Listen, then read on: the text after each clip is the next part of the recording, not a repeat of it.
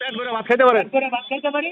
হোটেলে মনে করেন 200 টাকা হলে পেট ভরে খাওয়া পারি। মানে এই খাবারটা যদি হোটেলে খাইতেন কত টাকা লাগতো? এই খাবারটা হোটেলে তো গরুর মাংসটা খাই না ভাই, এক মাসেও খাই না, কারণ 200 টাকা গরুর মাংস। মানে কত টাকা লাগতো আপনার আনুমানিক হোটেল? 300 টাকা লাগতো। 300 টাকা। 300 টাকা তো সেই হিসাবে আপনি 100 টাকা পাইতেছেন, এটা 100 টাকা পাইতাছি, মন ভরে খাইতাছি। মন ভরে খাইতেছেন। হোটেলে তো পেট ভরে খাওয়া পারি না ভাই। হোটেলে এক ঘন্টা ভাত একটা খাই। এখন এই যে আপনাদের সবার জন্য চিন্তা হয়েছে ভাইরাল এটা সবার লেগে ভালো কিনা জানি না, কিন্তু আমাদের লেগে ভালো। এখন আশেপাশের মানুষ তো মিজান ভাইকে আসলে এই জিনিসটা অনেকে ভালো চোখে দেখে না। এটা এই লোক ভালো না, এরা এই লোক ভালো না। এনে দেখি অনেকে বড় লোক চাইতে পেরে 3 টুকরা 4 টুকরা মাংস দেয়, আর আমরা রিক্সা চলে আমরা 2 টুকরা নেই না, আমরা 1 টুকরাই নেই। কিন্তু মিজান ভাইয়ের কথা হলো 14 বার নেন, মানুষ একটু প্রায় নিলেন। 1 টুকরাই নিয়ে আমরা তো 1 টুকরাই নেই, আবার কিছু কিছু লোক দেয় আমরা 2 এটা তো টুকরা সারা বাংলাদেশের মানুষই জানে। না।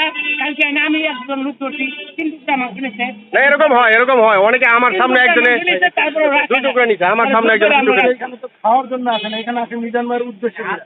এটা আপনার অনেকে উদ্দেশ্য করে, কিন্তু আমরা খাওয়ার জন্য নয়।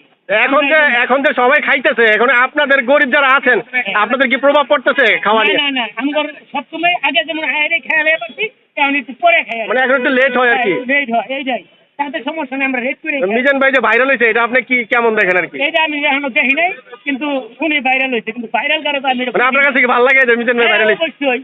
এই যদি আরো কিছু হয় আরো ভালো লাগে। তো খাবারের মান আগে যেমন ছিল এখন কি তেমনই আছে? খাবারের মান মনে করেন একটু খারাপ হয় আমার কাছে ভালো, কারণ আমি না, আগে ভাইরাল হওয়ার আগে যেমন ছিল এখন কি তেমনই আছে? এখনো তেমনই আছে। না, অনেকে দেখা যায় অনেক ভিড় জমছে, তো এখন খাবারের মানটা একটু নিয়ম হইতে পারে।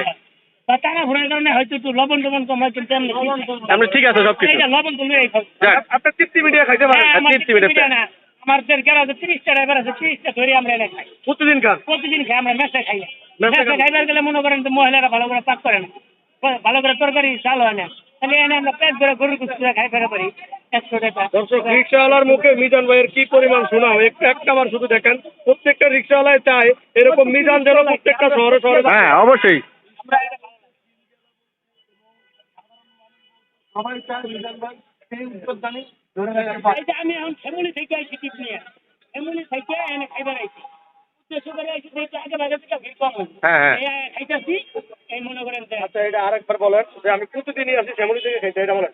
আমার গ্যারেজ হলে আমরা 16 নম্বর আদাবর, এখান থেকে আমি খেপ মারতে মারতে এনে এই খাইবার প্রতিদিন। এই আজকে মনে করেন যে খালি ঠিক পাই নাই দেখে খালি পড়ছি, আগে ভাগে খাইয়া পড়ছি। মানে আজকে প্যাসেঞ্জার নাই দিকে খালি নিয়ে খালি পড়ছি, খালি সাইড করে ভাত খাইতে। আগে কয় কি মাথায় নষ্ট? খালি 40 টাকা ভাড়ার জায়গা খালি